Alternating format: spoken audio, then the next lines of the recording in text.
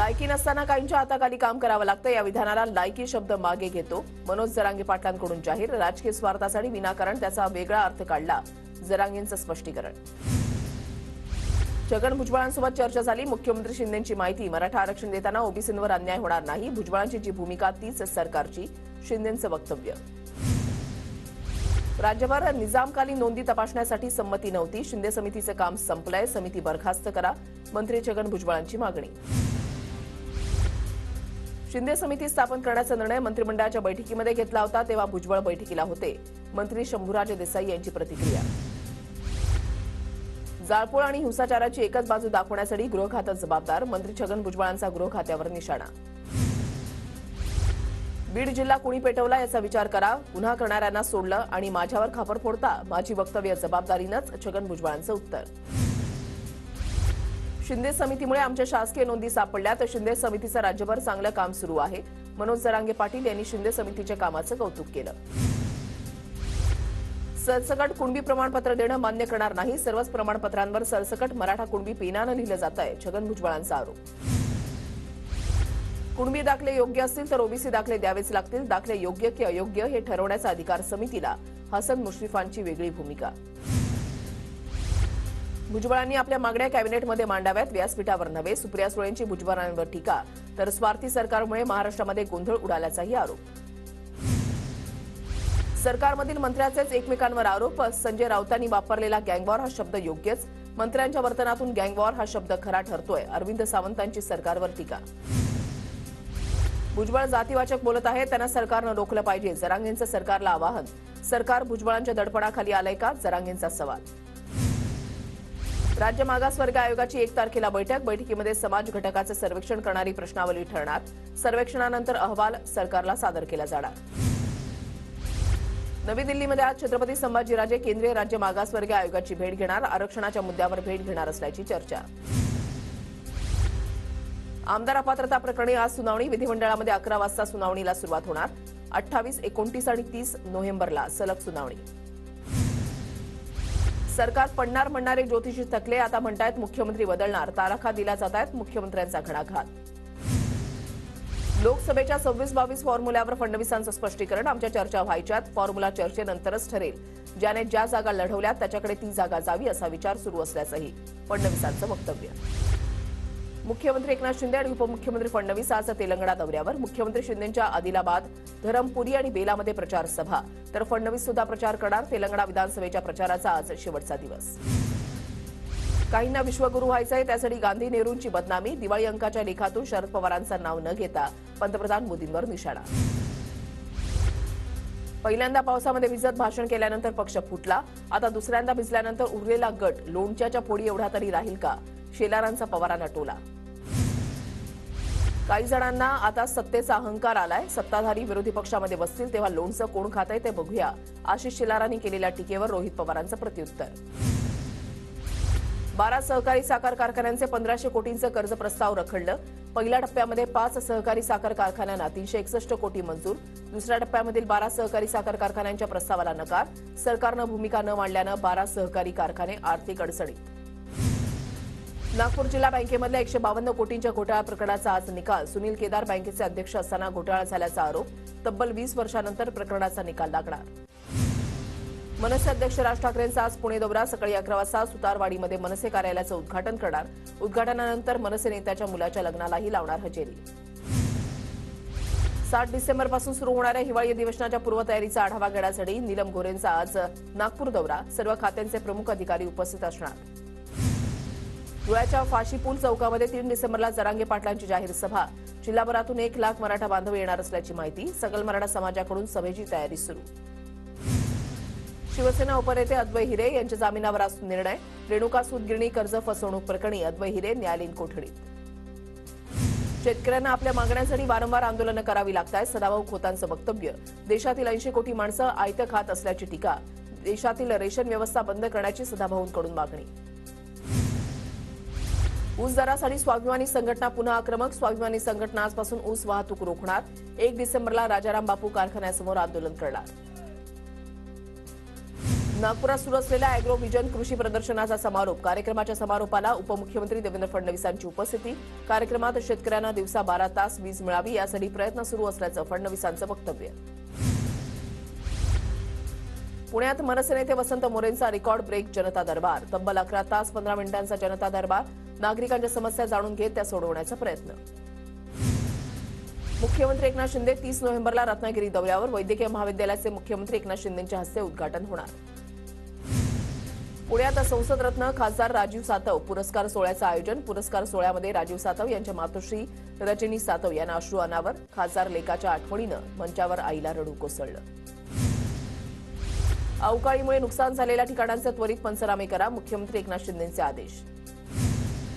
अवकाळी पावसामुळे महाराष्ट्राला मोठा तडाखा. पिकांचं अतोनात नुकसान. गहू, द्राक्ष, कांद्यासह रब्बी पिकं उद्ध्वस्त. राज्यात पुढचे 2 दिवस अवकाळी पावसाचा इशारा. उत्तर महाराष्ट्रामध्ये गारपीट तर कोकण आणि मध्य महाराष्ट्रामध्ये वादळी वाऱ्यासह पावसाचा इशारा. हवामान खात्याचा अंदाज. राज्यभरातल्या जवळपास 16 जिल्ह्यांमध्ये अवकाळी पाऊस. उभ्या पिकांवर गारांचा खच. बळीराजा हवालदिल. नुकसान भरपाईची मागणी. पुणे जिल्ह्यामध्ये अवकाळी पावसामुळे 11,227 हेक्टर क्षेत्रावर 33% अधिक नुकसान. 19,773 शेतकऱ्यांना अवकाळीचा फटका. जिल्हा प्रशासनाचा प्राथमिक अंदाज. सलग 2 दिवस झालेल्या पावसामुळे नाशिक जिल्ह्यामध्ये मोठं नुकसान. 32,832 हेक्टरवर पिकांचं नुकसान. लवकरात लवकर पंचनामे करून भरपाई देण्याची शेतकऱ्यांची मागणी. नंदुरबार जिल्ह्यामध्ये अवकाळी पावसानं शेतीचं मोठ्या प्रमाणात नुकसान. कापूस, भात, मिरची, सोयाबीन, केळी पिकांना फटका. सरकारनं लवकरात लवकर पंचनामे करून शेतकऱ्यांना दिलासा देण्याची आमदार शिरीष नाईक यांची मागणी. जळगावच्या जामनेर तालुक्यामध्ये वादळी वाऱ्यासह जोरदार पाऊस. अनेक गावात केळीची झाडं जमीनदोस्त. हाती आलेला घास अवकाळी पावसाने हिरावून घेतल्यानं शेतकरी हतबल. वादळी वाऱ्यासह आलेल्या पावसामुळे लासलगाव विंचूर रोडवरील कांद्याची चाळ जमीनदोस्त. 400 ते 500 क्विंटल कांदा भिजला. कांदा व्यापाऱ्यांचं 20 ते 25 लाखांचं नुकसान. धुळे जिल्ह्यामधल्या कुंढाणे वेल्हाणे गावामध्ये अवकाळीचा तडाखा. गहू, हरभरा पिकांचं मोठ्या प्रमाणात नुकसान. पंचनामे करून मदत देण्याची शेतकऱ्यांची मागणी. अवकाळी पावसाचा मराठवाड्यामधल्या शेती पिकांनाही फटका. लाखो हेक्टरवरील तूर, कापूस आणि जोंधळ्याची पिकं उद्ध्वस्त झाल्यानं शेतकऱ्यांवर संकट. अहमदनगर शहराबरोबरच परिसरात दुसऱ्या दिवशी पावसाची दमदार हजेरी. रात्री अचानक सुरू झालेल्या पावसामुळे नागरिकांची तारांबळ. शेतकऱ्यांचं अवकाळी पावसामुळे नुकसान. बारामती शहरामध्ये अवकाळी पावसाची हजेरी. अचानक आलेल्या पावसानं नागरिकांची तारांबळ. शेती पिकांच्या नुकसानानं बळीराजावर संकट. पालघर जिल्ह्यामध्ये सलग 2 दिवस पाऊस. भात शेतीसह बागायतदार शेतकऱ्यांचं मोठ्या प्रमाणात नुकसान. खासदार राजेंद्र गावितांकडून शेताच्या बांधावर जात नुकसानीची पाहणी. महाराष्ट्र, दिल्ली, गुजरातसह अनेक राज्यांमध्ये अवकाळी. मोरबी, राजकोट, सुरतमध्ये तुफान गारपीट. गुजरातमध्ये वीज पडून आतापर्यंत 24 जणांचा मृत्यू. मुळा धरणातून सोडण्यात आलेलं पाणी जायकवाडीच्या बॅकवॉटरमध्ये पोहोचलं. रविवारी मुळा धरणातून 4,000 क्युसेकनं पाणी सोडण्यात आलं होतं. नाशिकच्या नांदूर मध्यमेश्वर धरणातून जायकवाडीच्या दिशेनं पाण्याचा विसर्ग. गोदावरी नदी पात्रामध्ये 12,000 क्युसेक वेगानं पाणी सोडलं. मुंबई पुणे एक्सप्रेस वेवर आज दुपारी 12 ते 2 दरम्यान ब्लॉक. खोपोली ते पेंड मार्गावरील पुलावर गर्डर टाकण्यासाठी वाहतूक बंद असणार.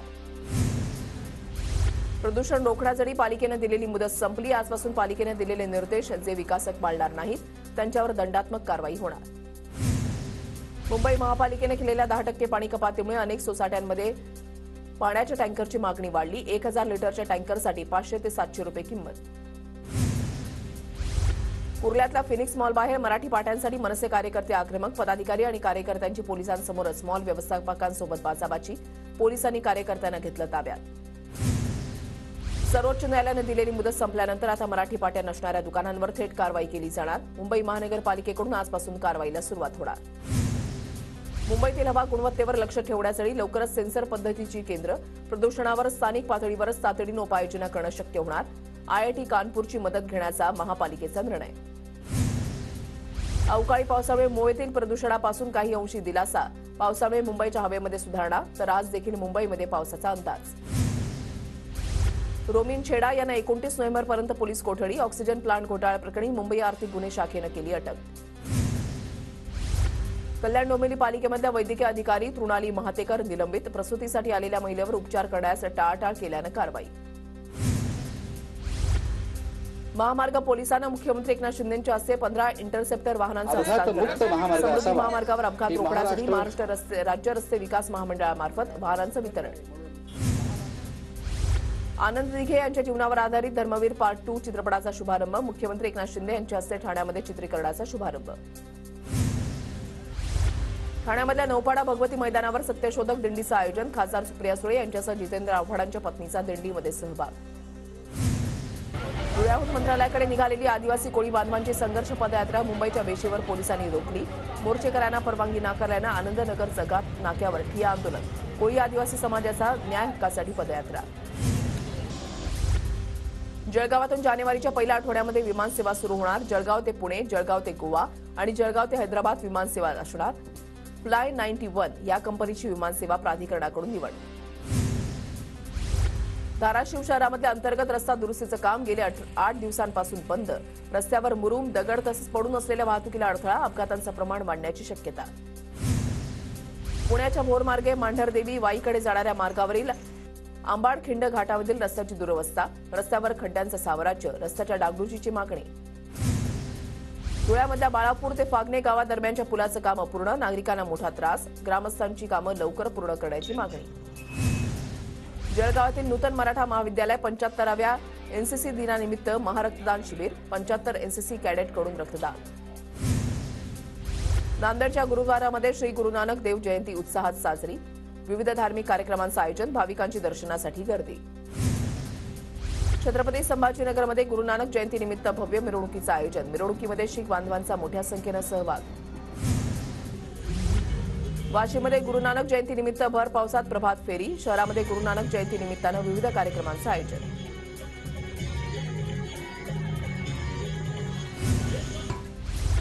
मुख्यमंत्री एकनाथ शिंदेंची ठाण्यामधल्या गुरुद्वाराला भेट. गुरु नानक जयंतीनिमित्तानं गुरुद्वारामध्ये दर्शन घेतलं. आदित्य आणि रश्मी ठाकरे मथुरेमध्ये 500 वर्ष जुन्या मंदिराचा आदित्य ठाकरेंच्या हस्ते उद्घाटनाची महाआरती. कार्तिक पौर्णिमेनिमित्त निवासाच्या श्री क्षेत्र देवगड इथे 3 लाख भाविकांनी घेतलं दर्शन. कार्तिकी तसंच त्रिपुरारी पौर्णिमेनिमित्त भाविकांची गर्दी. त्रिपुरारी पौर्णिमेनिमित्त पुणे जिल्ह्याच्या शिरूर तालुक्यामधल्या कोंढापुरीमध्ये दीपोत्सव. मल्हारगडावरील खंडोबा मंदिरामध्ये ग्रामस्थांकडून दीपोत्सव साजरा. असंख्य दिव्यांनी मंदिर परिसर उजळून निघाला. देवदिवाळी निमित्तानं उत्तर प्रदेशमधल्या वाराणसीचा गंगा घाट उजळला. गंगा घाटांवर फटाक्यांची जोरदार आतषबाजी.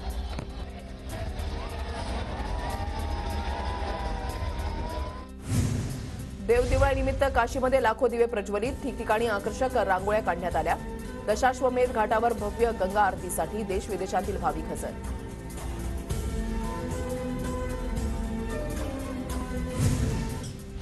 अमरावतीच्या कौंडण्यापूर इथे कार्तिक पौर्णिमा यात्रा महोत्सव. भाविकांसोबत यशोमती ठाकूरांनी खेळली फुगडी.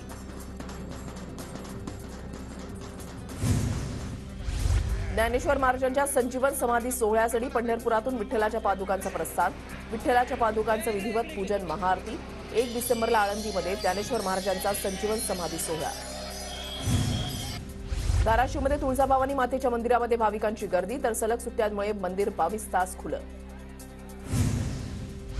अहमदनगर जिल्ह्याच्या राहाता तालुक्यामधल्या बिरोबा बन इथल्या 3 दिवसीय बिरोबा यात्रेला सुरुवात. यात्रेनिमित्तानं मंदिराला आकर्षक विद्युत रोषणाई. यात्रेच्या निमित्तानं दर्शनासाठी भाविकांची मोठी गर्दी.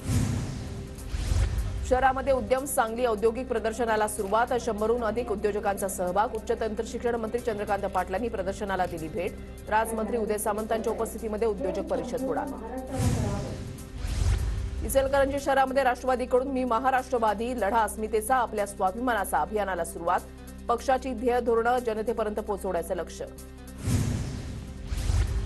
डोंबिवलीमध्ये पालिका कर्मचाऱ्यावर अज्ञाताचा चाकूनं जीवघेणा हल्ला. विनोद लंकेश्री हल्ल्यामध्ये गंभीर जखमी.